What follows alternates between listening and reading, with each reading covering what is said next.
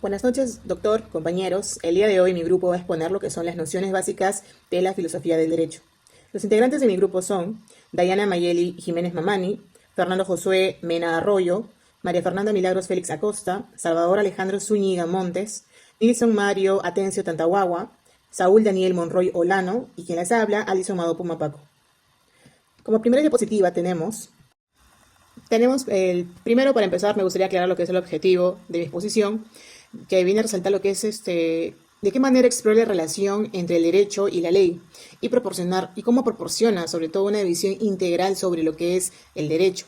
Según diversas teorías filosóficas, a través del análisis de pensadores grandes como Hans Kelsen, John Austin, Aristóteles, John Rao, Emily Durkheim y Michael Follett, del cual también leímos, se busca entender el derecho no solo como un conjunto de leyes, sino como un fenómeno normativo, por el cual también sabemos que es también del modo ético, social y político, ya que regula las relaciones humanas en la sociedad, como bien sabemos.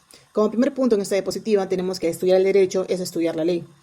Para empezar, el derecho no puede ser reducido únicamente al estudio de la ley escrita, ya que si bien las leyes son un componente central de lo que sabemos, el derecho abarca lo que es mucho más allá. Es un sistema de lo que es las normas irracionadas que van más allá de lo que es los textos legales, ya que según Hans Kelsen, el derecho se organiza en un sistema jerárquico de normas, ¿no? Mientras que Hart argumenta que el derecho también incluye la interpretación y la aplicación de las normas en la práctica, ya que de una de ellas menciona lo que es una perspectiva sociológica, ¿no? Entonces, por ello, Emily Durkheim sostiene que el derecho refleja lo que es los valores, principios de sociedad y cómo cumple una función especial para la sociedad en sí, ¿no? A continuación tenemos la siguiente diapositiva que viene con una gran pregunta. ¿Qué es el derecho? ¿No? Como pueden observar, esta diapositiva nos indica que define lo que son las diversas maneras según la corriente filosófica, ¿no? Como nos menciona aquí, por ejemplo, John Austin, el derecho es un conjunto de lo que viene a ser comandos impuestos por un soberano, ¿no? Que hacen, por otro lado, nos dice que lo ve como un sistema de normas puramente normativas, ¿no? Desvinculado de lo que es la moral. En términos éticos, Aristóteles nos menciona que es que lo conecta con la justicia, argumentando que su propósito es garantizar lo que es una distribución justa de bienes y responsabilidades. John Rao considera que el derecho debe garantizar lo que es la justicia social, favoreciendo a los más desfavorecidos, finalmente, para así encontrar un significado. Luego también nos menciona lo que es Foucault, donde también hablamos en una lectura que tuvimos, ofrece una visión crítica, ¿no? Al ver el derecho como un mecanismo de control social y poder organizar lo que son las relaciones de autoridad y genera estructuras de poder.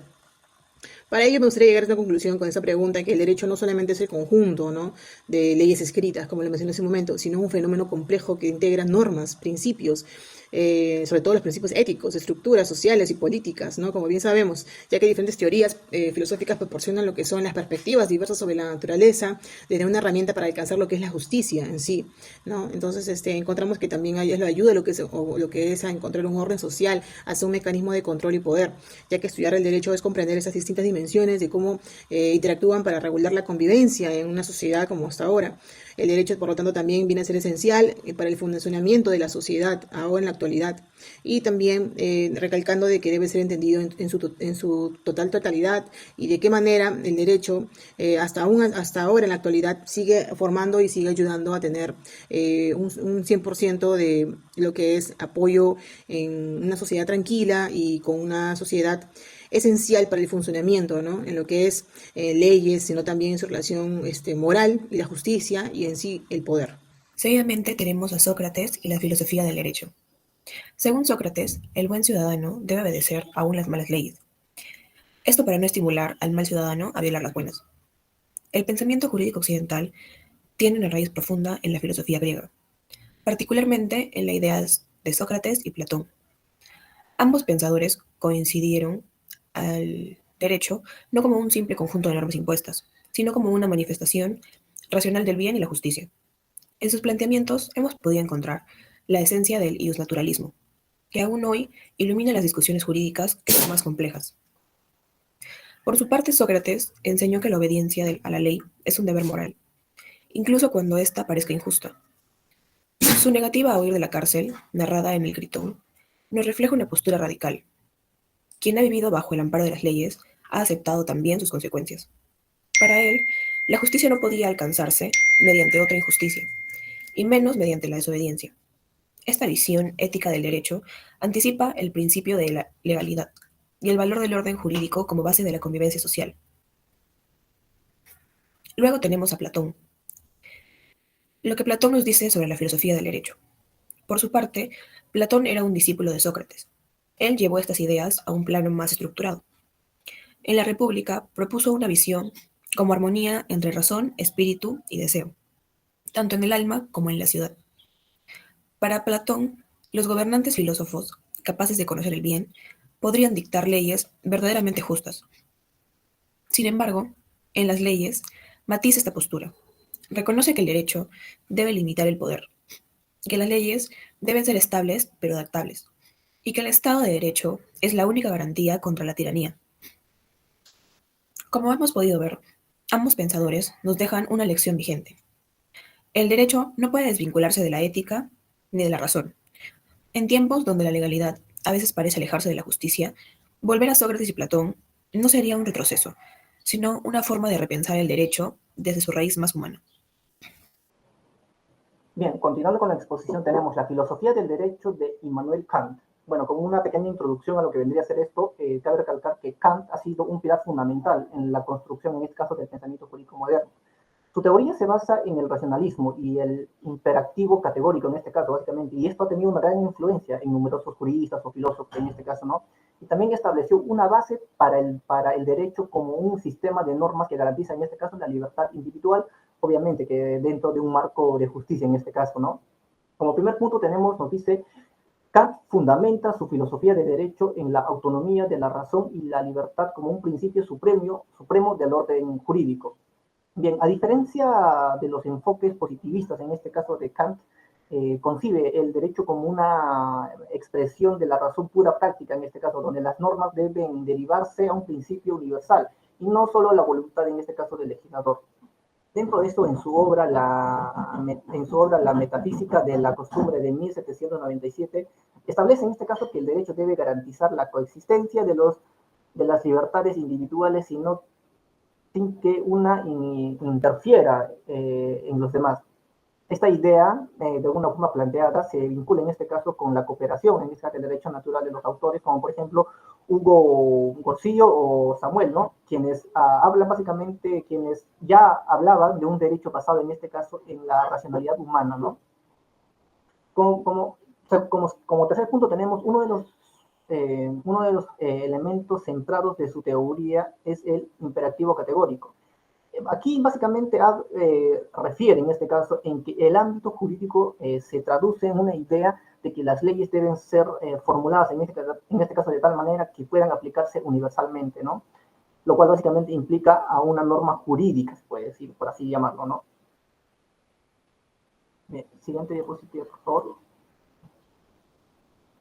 Bien, cabe resaltar que Kant establece en este caso una distinción en lo que vendría a ser derecho y moral, señalando que en el primero, básicamente, lo que viene a ser derecho, nos dice que esto básicamente regula las acciones externas de los individuos, mientras que en la moral básicamente se enfoca en la intención interna. Sin embargo, reconoce en este caso la interconexión entre ambos sistemas y sostiene que el derecho debe fundarse en principios morales para lo que viene a ser, para ser, en este caso, para ser legítimo, ¿no? Luego nos dice que esta perspectiva ha sido clave para la evolución del derecho humano. Cabe resaltar aquí que al enfatizar que las leyes básicamente deben garantizar, en este caso, la dignidad humana, es básicamente, y evitar en este caso la arbitrariedad, en este caso, ¿no? Dicho enfoque básicamente se refleja a la Declaración Universal de los Derechos Humanos, que se ha desarrollado en el año 1948. Siguiente diapositiva. Bien, ahora tenemos lo que vendría a ser Carlos Marx y la filosofía del derecho y la filosofía del derecho. Bien, dentro de lo que vendría a ser Carlos Marx nos dice que el derecho no es esencialmente un evento teórico, sino un suceso práctico y empírico determinado en el marco de lo fáctico. Por eso señala que el derecho es la afirmación o negación, en este caso formal, de lo realizado. Es específico en el aspecto político y económico, ¿no? Que es algo muy fundamental dentro de hacer esto. Dentro de eso también nos dice que Marx entendía que el derecho como una superestructura que determinaba por la base económica social. Para que él de alguna forma tome este punto de partida o este punto práctico, nos dice que las leyes y el sistema jurídico no son neutrales ni universales en este caso, sino básicamente estas herramientas son utilizadas básicamente por la clase dominante para mantener su poder, ¿no? La visión que él tenía era que el derecho de la sociedad capitalista no actuaban como un mecanismo de justicia objetiva, sino que básicamente reflejaba la producción que beneficiaba en este caso a la burguesía y posteriormente esto conllevaba a la opresión, en este caso al proletario. Como punto 2 nos dice lo cual dentro del derecho y el Estado, en el pensar de Marx, la concepción de lo que debe ser el Estado no es un ente imparcial, sino que actúa como un instrumento al servicio de la clase dominante. Como les mencioné, para él, en las sociedades capitalistas, el Estado básicamente no sirve como un interés de la burguesía, ayudando básicamente a mantener su control, en este caso del control proletario, en este caso, ¿no?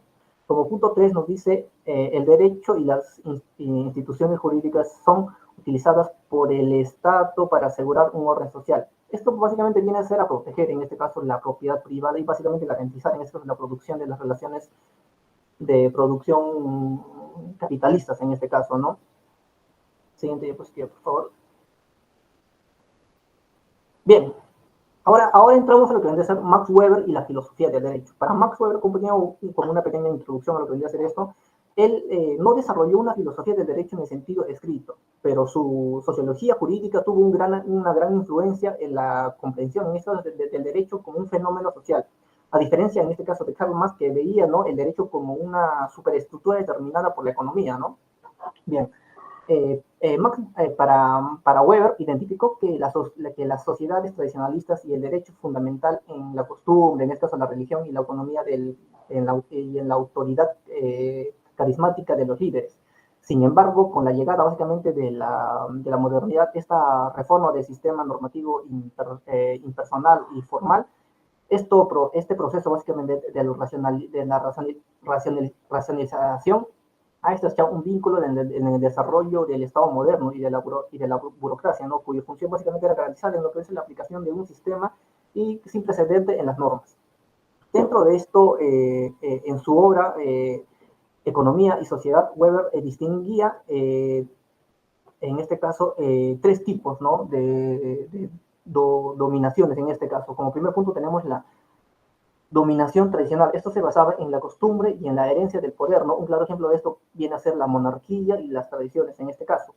Como segundo punto tenemos la nominación carismática. Esto se basa en la figura líder, en este caso por cualidades excepcionales. Puede ser un revolucionario, una persona muy religiosa, en este caso, ¿no?, que conforme parte de esto. Como último punto tenemos la nominación legal. Esto es propiamente de los estados modernos, donde el poder ejerce, ¿no?, mediante las normas impersonales y burocráticas. También cabe resaltar que dentro de esto, como punto, ya para cerrar, nos dice que la sociedad moderna y el derecho se enmarcan dentro de esta tercera forma de denominación, distinguiéndose por su carácter formal y sistemático. Bueno, eso sería por mi parte y gracias.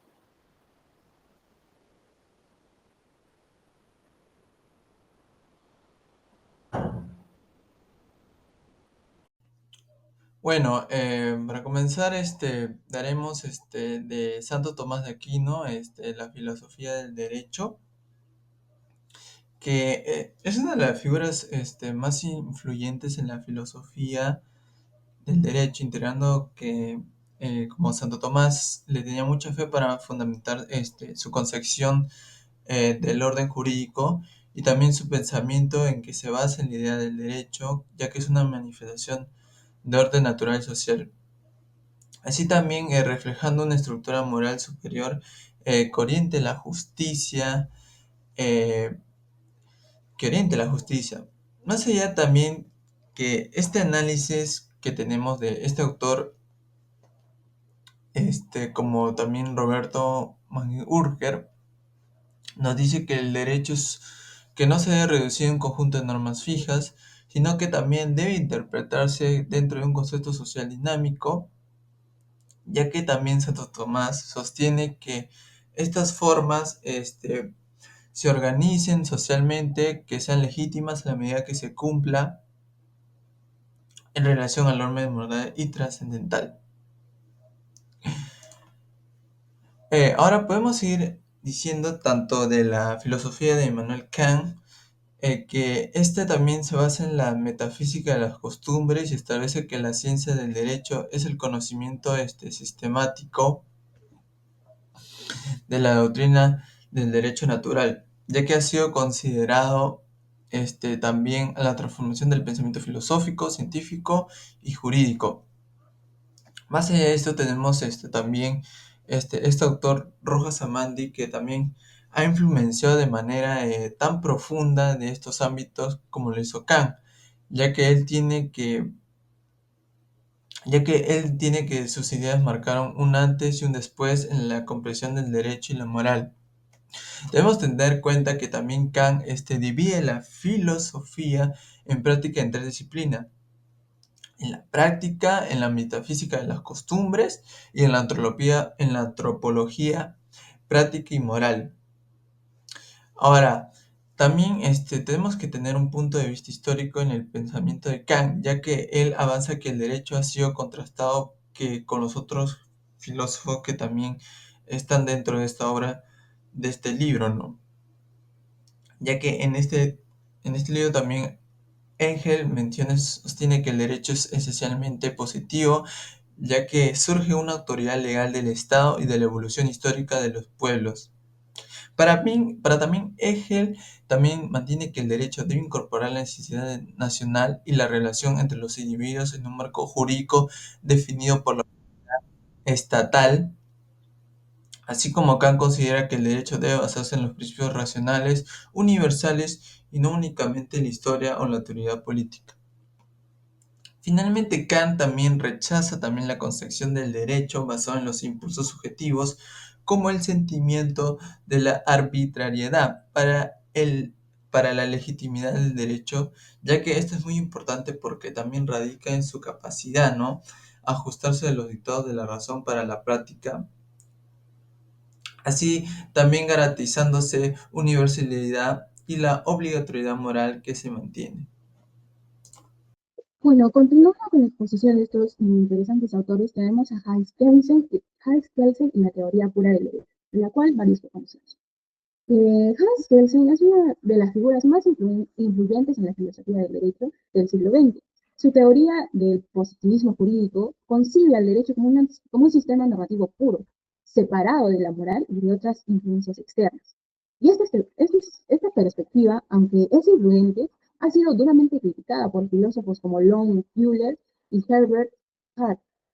Por tanto, vamos a hablar de estas críticas y dar a conocer un poco más de la teoría pura del derecho de Kelsen, la cual viene a buscar el estudiar el derecho sin elementos sociológicos, políticos o éticos. Según Kelsen, el derecho es un sistema jerárquico de normas que obtiene su validez de una norma superior hasta llegar a una norma fundamental. Su enfoque impuso un rigor lógico y tiene coherencia en el sistema del derecho como destacó de Trasenius.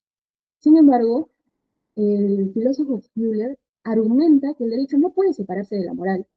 En su libro La moral del derecho, él nos viene a explicar la claridad, nos viene a explicar la falta de claridad, la contradicción o la arbitrariedad en las leyes, la cual puede llevar al colapso del sistema normativo. Para él, la moral es esencial para la validez del derecho. Asimismo, el autor Hart, por su parte, introdujo una versión más flexible del positivismo. Aunque este sostenía que el derecho no depende necesariamente de la moral, aceptaba que los criterios de validez jurídica pueden incluir principios morales si la práctica social establece eso. Su teoría de la regla, bueno, esto lo explica en su teoría de la regla de reconocimiento sobre los operadores jurídicos y que esto determina la validez final. Ahora vamos con Ronald Dworkin y la filosofía del derecho, ¿no? Ronald Dworkin nació en 1931 y falleció hace poco, en el 2013. Fue un filósofo de nacionalidad estadounidense que desarrolló una teoría en oposición al positivismo jurídico de Hart. Su pensamiento se basa básicamente en la idea de que el derecho no es solo un sistema de reglas, sino que también incluye principios morales que garantizan la justicia y la protección que tienen los derechos fundamentales, ¿no? Su enfoque ha influido en el constitucionalismo, la interpretación jurídica y el debate sobre la relación entre el derecho y la moral. Básicamente, Dworkin, su crítica central al positivismo radica en la insuficiencia de las reglas para resolver todos los casos, ¿no? Para este filósofo, los jueces no se limitan a aplicar normas, interpretan principios como la igualdad, la dignidad o incluso la libertad, que guían sus decisiones cuando el derecho escrito no ofrece algunas respuestas claras, ¿no? Porque según van ir variando las circunstancias, los sujetos que pueden estar siendo procesados, los jueces pueden determinar de qué forma sentenciarlos, procesarlos, ya que no todas las personas somos iguales, ¿no? Es básicamente lo que pensaba este filósofo estadounidense. Siguiente diapositiva, por favor. Ahora vamos con Carlos Fernández Cesárego y la filosofía del derecho. Este filósofo vivió en los años 1926 hasta hace muy poco, en los años 2017, que falleció. Fue un destacado jurista y filósofo del derecho nacional, el derecho peruano, reconocido por sus aportes en derecho subjetivo, personalidad jurídica y teoría del riesgo en el derecho. La aplicación de la teoría tridimensional del derecho al caso concreta de la persona jurídica permite distinguir en ella, en interacción dinámica, tres dimensiones que se exigen recíprocamente para dar cuenta de su plena realidad. Tenemos la dimensión sociológica existencial, la dimensión axiológica y la dimensión formal normativa. Fue uno de los juristas más importantes del siglo XX, ya que su pensamiento partía de una premisa simple, pero muy bien sólida, muy bien consolidada, ¿no? El derecho debe servir a la persona, no debería ser al revés. Para Fernández, sostiene que los derechos subjetivos son inherentes al ser humano y no deberían nacer por la voluntad de un legislador, sino que existe porque toda persona, por el solo hecho de serlo, tiene derecho a autodenominarse dentro de un marco jurídico. Esta concepción conecta con una visión ética del derecho cercana al y un naturalismo moderno. Básicamente decía que nosotros los seres humanos somos inherentes a nuestros derechos, sin necesidad de que un legislador por voluntad propia nos lo haga valer, ¿no? Sino que todas las personas gozamos de esos derechos con los cuales nacemos, por el simple hecho de ser humanos. Vamos con la siguiente diapositiva, por favor. Ahora vamos con Robert Alexy y la filosofía del derecho. Robert Alexy es uno de los filósofos de derecho más influyentes que tenemos hoy en día. En su obra, que he podido leer, busca demostrar que el derecho no puede entenderse solo como un sistema normativo, sino como una práctica racional guiada por principios y valores. A diferencia del positivismo clásico, Alexi define que el derecho tiene una dimensión moral que no debería ser ignorada, ¿no? Uno de los aportes centrales más importantes que tiene Robert Alexi es la teoría de la argumentación jurídica, donde él sostiene que las decisiones legales deben ser justificadas racionalmente. No bastaría con aplicar normas de forma automática. Los jueces, que son los encargados de impartir justicia en nuestro país, deberían ser quienes garanticen esto, ¿no? Y brinden una calidad de garantía jurídica a las personas que son procesadas y sancionadas, ¿no? Sentenciadas. La presencia de los principios en el sistema jurídico en tanto mandatos de que puedan optimizar, tenemos la dignidad humana, la libertad, la igualdad y la democracia, el Estado de Derecho y el Estado social. Tiene consecuencias tanto en el carácter de dicho sistema jurídico como en el concepto de derecho, lo que hace superar un simple asunto metodológico. Ya, vamos a dar paso a la siguiente diapositiva, por favor. Ahora vamos con Manuel Atienza y la filosofía del derecho. Atienza parte de la premisa de que el derecho no es solo un conjunto de normas, sino un fenómeno discursivo en el que jueces y abogados y ciudadanos deben justificar racionalmente sus decisiones. Atienza es un reconocido filósofo español, conocido por su defensa de un derecho que no se limita a aplicar normas, sino que construye desde la argumentación y la búsqueda de justicia. Su pensamiento forma parte del neoconstitucionalismo, esto es muy importante resaltarlo, que propone interpretar el derecho a partir de principios y valores constitucionales. Como lo comentaba hace un momento, Atienza piensa que el derecho no puede verse solo como un sistema de reglas, solo como un sistema normativo, sino que también es un fenómeno discursivo que busca proteger, ¿no?, a todo tipo de ciudadano en base a relaciones humanas normales, ¿no? En las cuales los jueces deberían de valorar muchos aspectos, ¿no? Muchos aspectos, no solamente encuadrarlos en el marco normativo, sino también la calidad del- de las personas, en qué condiciones viven, quiénes son, qué grado de estudios tienen y muchas otras cosas, ¿no? Acá también en la diapositiva tenemos a Juan Ruiz Manero y la filosofía del derecho. Él nos habla sobre las normas, los principios y qué rol debería tener el juez, ¿no? Ruiz Maneros analiza los derechos fundamentales como principios que deben ser ponderados y no simplemente aplicados mecánicamente. Sus ideas han influido en el debate sobre cómo los jueces interpretan la Constitución y cómo deben resolver conflictos entre los derechos que gozamos nosotros, ¿no?, los seres humanos. Eso sería todo por mi parte. Doy pase a mi siguiente compañero. Para ello, como pueden observar, también me gustaría relacionar, de acuerdo al libro como nos dio el doctor, encontramos lo que es la lectura número 2, basada en el libro mencionado.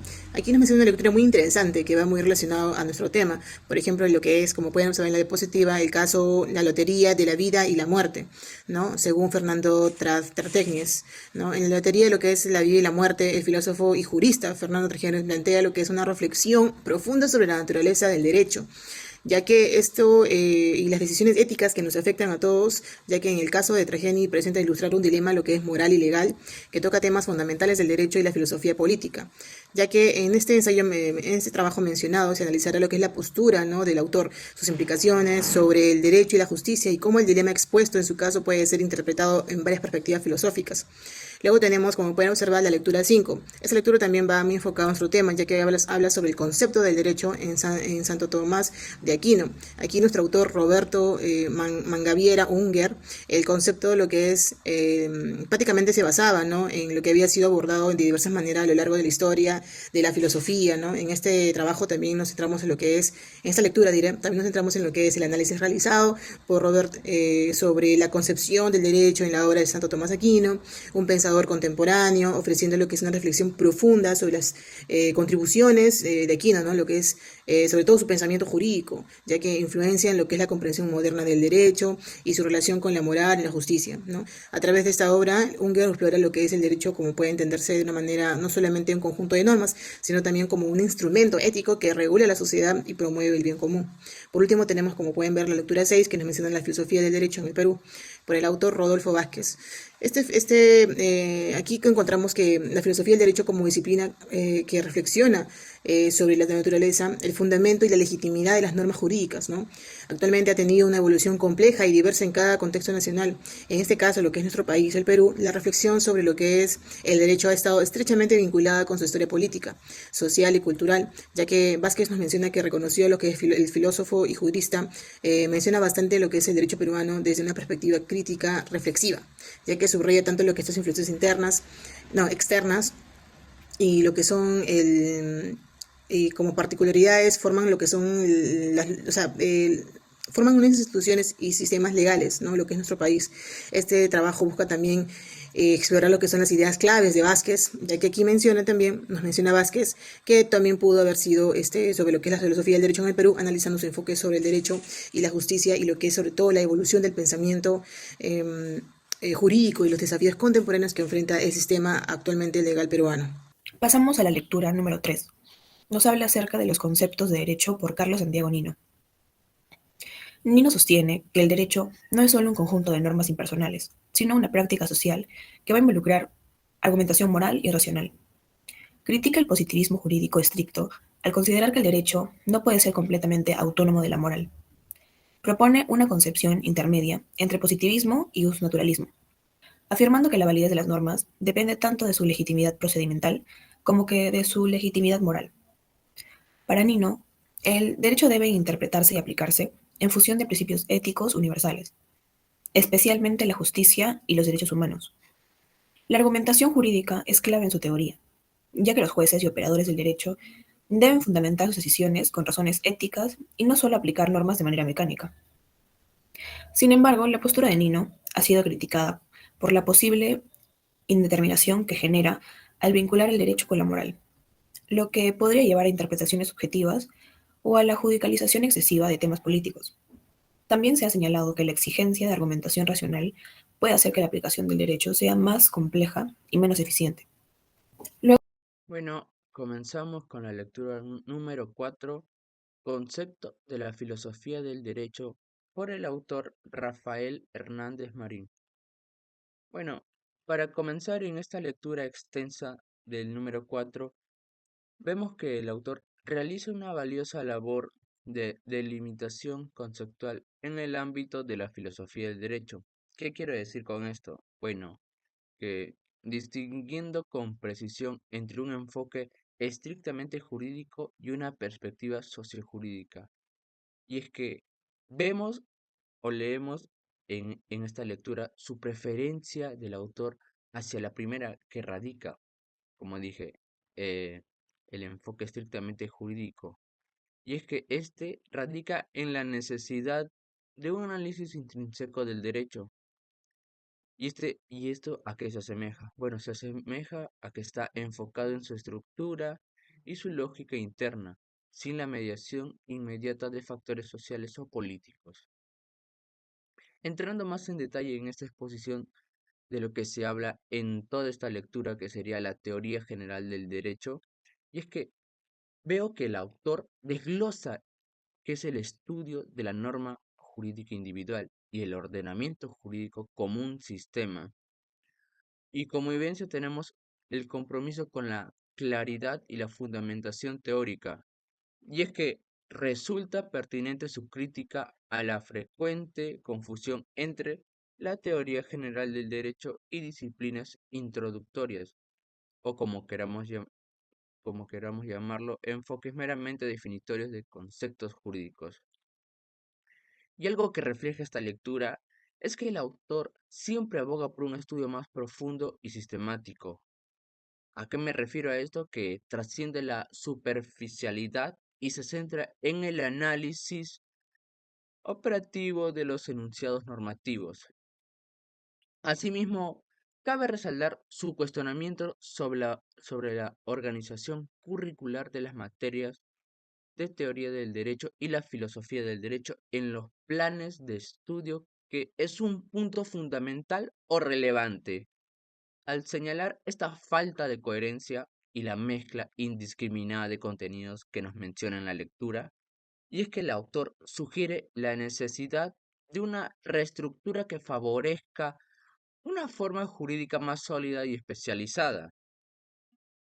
Y como un punto final y a lo que me veo y a lo que hemos llegado, es que la inclusión de la técnica legislativa como último punto en esta lectura es como un campo de interés para la filosofía del derecho.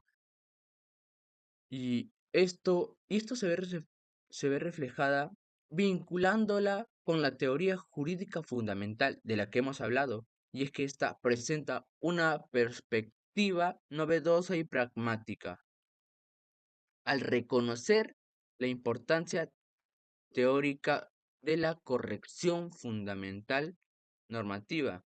Y es que el autor invita a una mayor atención por parte de los filósofos del derecho hacia este ámbito. Y es que su propuesta del autor siempre ha sido y también defiende la autonomía y la espe- especificidad de la filosofía del derecho. Todo esto como la primera, como hemos dicho, a lo que favorece en sentido estricto. Y es que esto promueve un análisis riguroso y conceptualmente fundamentado del fenómeno jurídico. Muchas gracias. Ahora, siguiendo, continuamos con la lectura.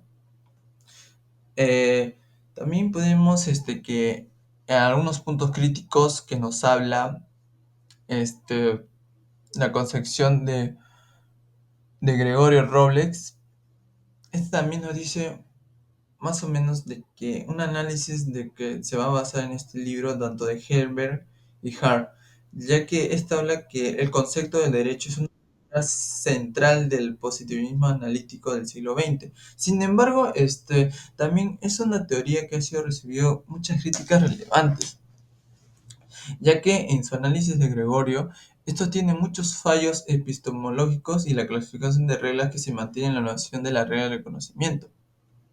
Entre ellas tenemos las reglas primarias, que estas son las que imponen deberes, y las reglas secundarias, que estas también regulan cómo crear y modificar o aplicar las primarias, ya que estas normas existen con naturaleza mixta, como los procesales que complican la clasificación. Además, estos también tienen una idea en tanto los sistemas jurídicos complejos que tienen la regla de secundarias, que es discutible, ya que incluso sean sistemas primitivos que muestren mecanismos de cambio y reconocimiento normativo. Ahora, en tanto al concepto de regla de conocimiento, tenemos que darnos una teoría, ¿no? Ya que también es criticada, ya que introduce que es un componente empírico que contradice el ideal positivismo, así como Robles también señala que Hart no explica cómo garantizar los criterios de esta regla, lo que no puede generar conflictos interpretativos. También Hart menciona el formalismo y excepcionismo jurídico que resulta ambigua, ya que es una crítica de extremos y reconoce la textura abierta. También Robles menciona las limitaciones teóricas importantes en la propuesta de Hart y especialmente en cuanto a su coherencia metodológica y claridad conceptual. Bueno, continuando, tenemos a la filosofía del derecho según Hegel. Entendemos que el derecho no es una simple acumulación de normas, sino una construcción histórica y filosófica que refleja la evolución del pensamiento humano y las necesidades sociales. Por tanto, en esta parte de nuestro ensayo jurídico vamos a examinar, ¿no?, la interacción entre la historia y la filosofía del derecho, analizando el pensamiento de juristas clásicos y la racionalidad jurídica en el contexto del derecho romano. Asimismo, se va a abordar la relación entre la voluntad, la libertad, el ordenamiento jurídico desde una perspectiva jurídica, desde una perspectiva filosófica. Bueno, nosotros sabemos que aunque la historia y la filosofía del derecho son disciplinas completamente distintas, su estudio conjunto es esencial, ¿no?, para comprender la evolución de los sistemas jurídicos. Por tanto, mencionando al autor Friedrich Karl von Hugo, en su tratado de la historia del derecho romano, analiza el debate entre Cicerón y Favorino sobre la ley de las 12 tablas. Y menciona que Cicerón las elogia desde su enfoque filosófico, mientras que Favorino las critica desde una visión positivista. Así, el autor von Hugo, siguiendo esta línea de Sexto Cecilio en la noche de Áticas de Aulio Gelio, argumenta que Favorino no aprendió las 12 tablas, pues el derecho debe evaluarse dentro de su contexto histórico. No obstante, el análisis de Cecilio también incurre en la falacia de justificar las leyes excesivamente severas, en el nombre del orden y la estabilidad. Por tanto, es importante destacar que esto ilustra la tensión entre la racionalidad jurídica y la justicia material, dejando abierta la cuestión de si el derecho romano alcanzó los máximos estándares de la razón. En este sentido, el estudio del derecho no puede desvincularse de la filosofía, ya que la evolución normativa implica una reflexión filosófica sobre sus fundamentos. Asimismo, Asimismo, desde la filosofía del derecho, la voluntad es libre, es el punto de partida del derecho. Por tanto, el autor Hegel plantea que la voluntad tiene tres momentos fundamentales, los cuales voy a explicar a continuación, que es la indeterminación absoluta, la indeterminación absoluta, la cual nos habla sobre la capacidad del yo de abstraerse y determinarse libremente. Como segundo momento tenemos la determinación concreta. Esto nos habla de la individualización del yo en la realidad. Y como tercer momento tenemos la unidad de ambos momentos, la autodeterminación racional de la voluntad. Por tanto, la libertad no se reduce a la ausencia de restricciones, sino que concreta un sistema normativo que expresa el espíritu humano. Este proceso implica que el derecho no es un mero conjunto de reglas impuestas, sino que es la manifestación racional de la voluntad libre dentro de una sociedad. También podemos resaltar que el derecho como un sistema normativo viene a reflejar la interacción entre el pensamiento y la voluntad. Mientras que el pensamiento busca, ¿no?, la universalidad, la voluntad se expresa en decisiones que son concretas. Esta tensión se manifiesta en la aplicación del derecho positivo. Por ejemplo, por un lado, su vigencia le otorga la autoridad, pero su contenido puede derivar a las circunstancias históricas y culturales que no siempre responden a una justicia racional. Por ejemplo, tenemos en la Roma antigua, las leyes como la ejecución a los deudores fueron defendidas bajo argumentos pragmáticos, pero desde una perspectiva filosófica resultan inaceptables. Por tanto, esto evidencia la importancia de no confundir la existencia de una norma con su justificación racional, destacando el papel de la filosofía en la crítica y la evolución, ¿no?, del derecho, del cual hablaremos a continuación. El derecho no es estático, siempre está en constante evolución. Y esto se ha dado conforme a la idea de la libertad. Se desarrolla también este pensamiento humano.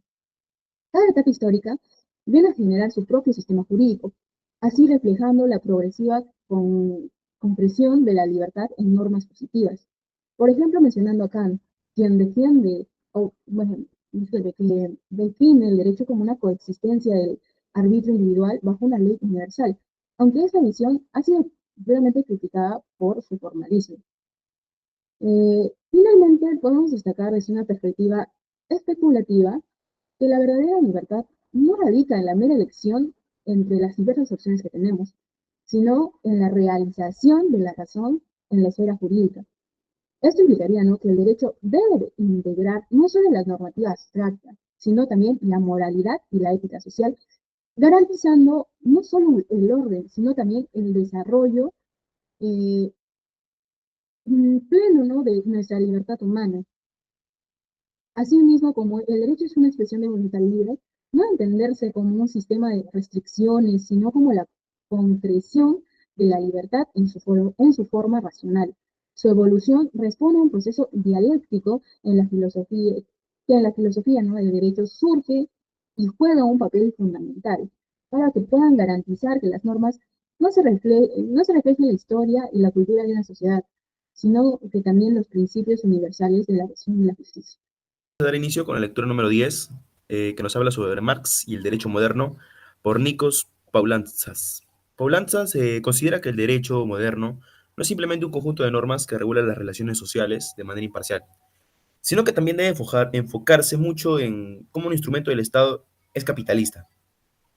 En su análisis, este filósofo marxista sigue la tradición de Marx, quien veía el derecho como parte de la infraestructura ideológica que facilita la reproducción de las relaciones de poder y la dominación de clase. Según esta perspectiva y forma de ver las cosas de Nico Paulanzas, que es un marxista, las normas legales sirven para consolidar los intereses de la clase dominante, ¿no?, de la clase privilegiada, protegiendo la propiedad privada y las estructuras económicas que favorecen de alguna forma a los capitalistas, ¿no? También decía que las instituciones jurídicas, lejos de ser imparciales, refuerzan el estatus que al legitimar la desigualdad. Sin embargo, este filósofo admite que el derecho no es completamente determinista y que su evolución depende de la lucha social y política. De alguna forma, para poder lograr cambios reales, no basta con solo modificar la legislación. Es necesario transformar la base económica y las relaciones de poder que tenemos incluso hoy en día en nuestra sociedad. Luego tenemos la lectura número 11. Nos habla acerca de la visión tridimensional de la persona jurídica, por Carlos Fernández Cesarego. La persona jurídica, según Carlos Fernández Cesarego, adquiere existencia y operatividad a través del reconocimiento normativo, lo que implica que su creación y funcionamiento dependen del cumplimiento de los requisitos legales establecidos en el ordenamiento jurídico. En su dimensión formal, la persona jurídica se va a caracterizar por ciertos aspectos claves. Primero tenemos el reconocimiento normativo. La persona jurídica no tiene existencia por sí misma, sino que es producto del derecho, que le confiere la personalidad y capacidad para adquirir derechos y contraer obligaciones. Cumplimiento de requisitos formales. Para su constitución, la persona jurídica debe cumplir con procedimientos legales, tales como la inscripción en registros públicos y la redacción de estatus. Autonomía patrimonial. La persona jurídica posee un patrimonio independiente del de sus miembros, permitiéndole actuar como un sujeto autónomo en el ámbito jurídico. Por último, tenemos el carácter instrumental. En su dimensión formal, la persona jurídica es un mecanismo que facilita la organización de actividades colectivas, ya sea como en asociaciones o sociedades. Aunque reconoce la importancia de la dimensión formal, Cesarego critica la tendencia del derecho a reducir la persona jurídica a un simple artificio normativo. Para él, esta perspectiva es insuficiente porque ignora el impacto de la persona jurídica en la vida social y su relación con los individuos. Desde su punto de vista, limitar la persona jurídica a una estructura normativa vacía podría deshumanizar el derecho.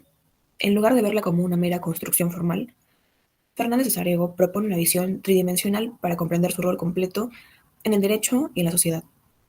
Primero tenemos la dimensión normativa. Las normas regulan su existencia. Luego tenemos la dimensión social, su función dentro de la sociedad y cómo impacta a las personas. Tenemos la dimensión existencial, su vínculo con la dignidad y los derechos fundamentales del ser humano. A través de esta visión más amplia, la persona jurídica no solo se considera una ficción legal, sino que también una entidad relevante tanto en el ámbito social como humano, cuyo papel no puede ser reducido a la simple conformidad con reglas establecidas.